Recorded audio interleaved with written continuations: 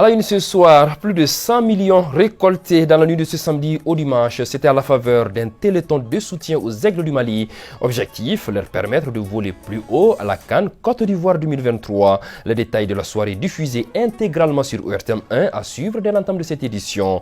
Justement, les Aigles étaient en démonstration quelques heures plus tôt pour leur ultime test avant la CAN 2023. Les hommes d'Éric Sékou-Chel ont étrié la Guinée-Bissau 6-2 au stade du 26 mars devant leurs supporters grandement massés dans les gradins. À suivre le résumé avec Famouri Djourti. Voilà donc pour les titres de ce soir. C'est un réel bonheur de vous savoir fidèle à ce rendez-vous d'information. Bonsoir et bienvenue à cette édition dominicale. Inauguration ce samedi à Bamako d'un supermarché appelé New York Bazaar. C'est un investissement des Maliens de la diaspora basé aux États-Unis.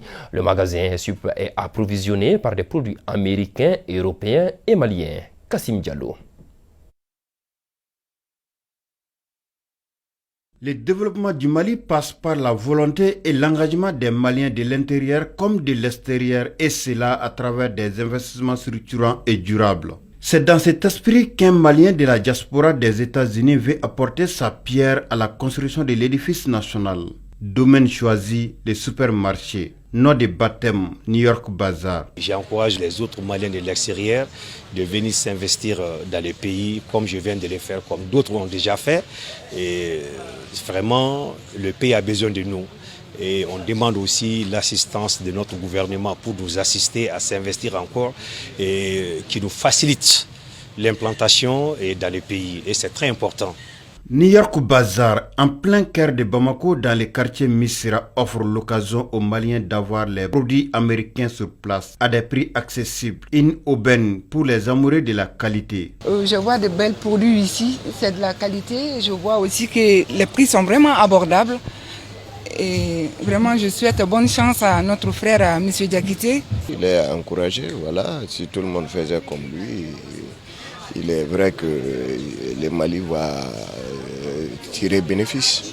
Et au moment où justement les relations commerciales et de business s'intensifient entre le Mali et les États-Unis à travers AmCham, la Chambre américaine de commerce du Mali. Cette initiative de Khalilou Kaba Diakité constitue une nouvelle pièce qui vient parfaire les puzzles. New York Bazaar, un nouveau cadeau de nouvel an pour les Bamakois. Les Maliens ont fait parler leur cœur au profit des Aigles du Mali à la faveur d'un téléthon organisé par le ministère de la Jeunesse et des Sports, chargé de l'instruction civique et de la construction citoyenne et diffusé en intégralité sur ORTM 1.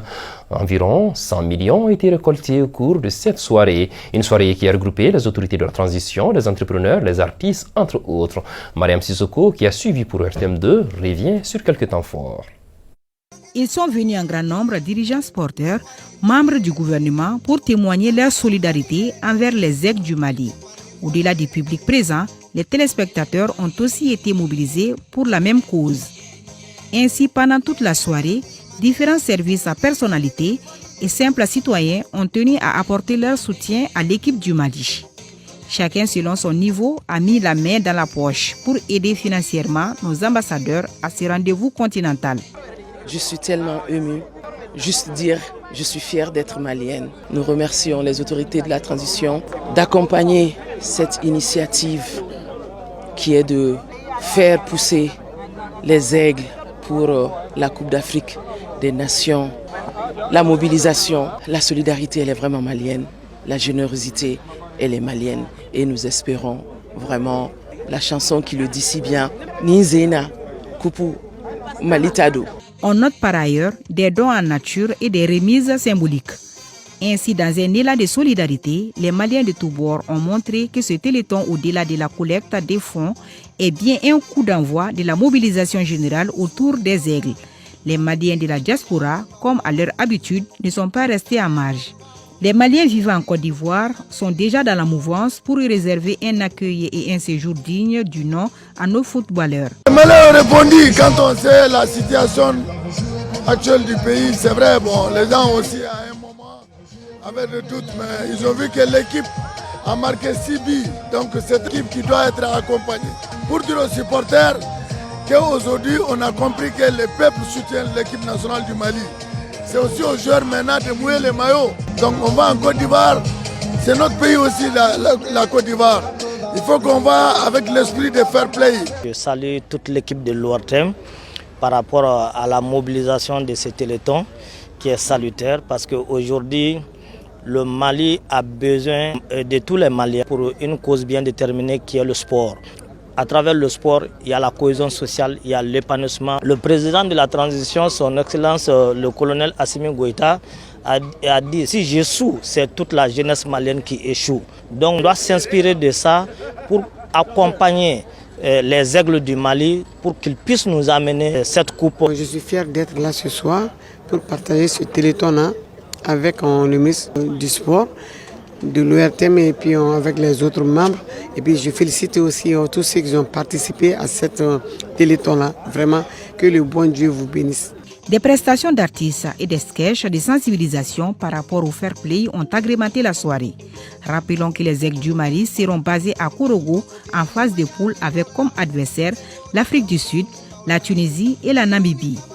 Une forte délégation malienne y est attendue à travers la Commission nationale des mobilisations. Et justement, quelques heures plus tôt, dernière sortie réussie pour les Aigles du Mali pour leur ultime test avant la CAN 2023 devant se jouer en Côte d'Ivoire. En 2024, les hommes d'Éric Sékou-Chel ont étrié la Guinée-Bissau 6-2 au stade du 26 mars devant leurs supporters, grandement massés dans les gradins. Beaucoup de fébrilité défensive en première partie et totale maîtrise en seconde. Bref, c'est une sélection malienne à double visage qu'on a retrouvée. Voyons tout ça avec Famourou Djourti.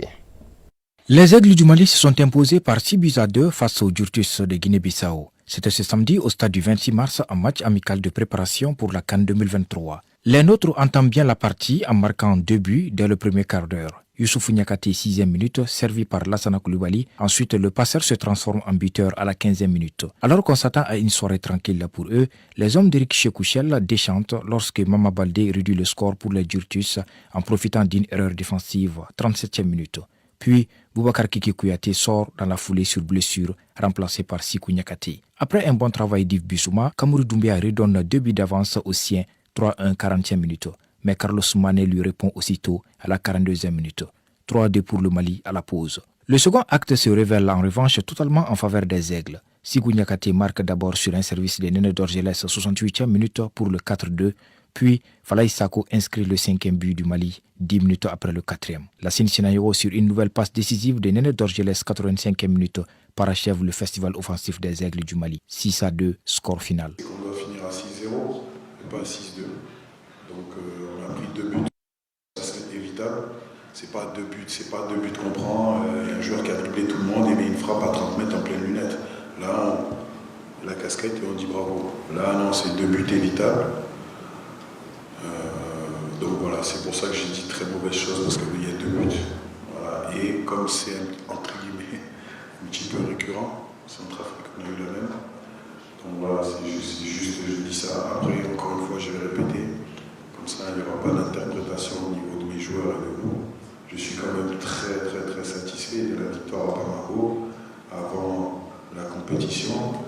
Voilà les Aigles du Mali, lancés avant leur premier match à la CAN le 16 janvier contre l'Afrique du Sud. De son côté, la Guinée-Bissau devra faire mieux dans tout juste une semaine face au pays hôte, la Côte d'Ivoire, lors du match d'ouverture. La CAN, vous le savez, c'est dans 6 jours en Côte d'Ivoire. Pour vous mettre au parfum de ce rendez-vous sportif le plus important du continent, nous vous proposons à compter de ce soir la série de présentation des groupes. Place ce dimanche au groupe A, composé de la Côte d'Ivoire, pays hôte du tournoi, du Nigeria, de la Guinée équatoriale et de la Guinée-Bissau. Siragatou Sissé. Vainqueurs de la CAN en 1992 et 2015, les éléphants de Côte d'Ivoire rêvent d'une 3e étoile. Le sélectionneur français Jean-Louis Gasset a des joueurs expérimentés à l'image de Serge Aurier, Max-Alain Gradel, Sébastien Haller, Seko Fofana et Franck Kessié.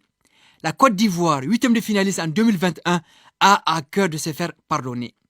Les éléphants évoluant à domicile seront à leur 25e participation en Coupe d'Afrique des Nations. Autre poids lourd du groupe A, le Nigeria et ses 3 sacres continentaux, 1980, 1994 et 2013. Les Super Eagles du Nigeria, du sélectionneur portugais José Peseiro iront à Abidjan pour jouer leur 20e CAN de l'histoire. La star de l'équipe, Victor Osimhen de Naples, couronné Ballon d'Or africain 2023, portera le Nigeria sur ses épaules, assisté de Samuel Chukwueze, Victor Boniface et Alex Iwobi. La Guinée équatoriale reste sur un quart de finale en 2021. Le Nzalanga national, emmené par le capitaine et vétéran Emiliano Nsue, Alex Balboa et Federico Bicoro jouera grandement sa chance. Sa meilleure performance est la 4e place en 2015. Les Équato-Guinéens, sous la direction de Juan Micha, vont participer à la 4e Coupe d'Afrique des Nations. L'équipe la moins cotée du groupe A est la Guinée-Bissau. Les Yurtus seront à la 4e phase finale consécutive, 2017, 2019, 2021 et 2023. Et les 3 fois, ils sont éliminés dès le premier tour sans la moindre victoire. Le sélectionneur Bassirou Kandé comptera sur les cadres Mama Baldé, Sori Mané, Jonas Mendes et Morito Gassama pour hisser haut le drapeau bissau-guinéen. La CAN, on continue d'en parler. Pour permettre au grand public de suivre en direct et en exclusivité les différents matchs de cette CAN, les écrans géants seront implantés au Palais de la Culture Amadou Ampateba. C'est dans le cadre du festival Garba, co-organisé par les entreprises Mass Event et BS Consulting.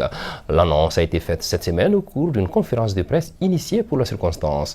Pour plus de précisions, écoutons Sora Babayaya, initiateur du festival. Il est au micro de Aminata Zoumanasako. Cette édition, nous sommes en train vraiment de l'organiser avec confiance et professionnalisme, vraiment pour que les Maliens puissent passer du bon moment pendant la CAN et pour profiter du bon garba sur le site du festival. Il y aura à peu près un écran géant pour permettre à la population malienne de profiter vraiment des matchs du Mali et des autres pays. Et également une ambiance vraiment féerique pour que la population puisse passer du bon moment. Les festivaliers, on les invite tous à venir à partir du 11 janvier au 21 sur la berge du Palais de la Culture pour vraiment profiter du garba, également des spécialités que les chefs restaurateurs et restauratrices vont leur présenter, et aussi profiter des matchs de la CAN sur écran géant. Voilà, c'est là-dessus que s'achève cette édition de 19h30 que j'ai eu l'immense plaisir et l'immense bonheur de vous présenter.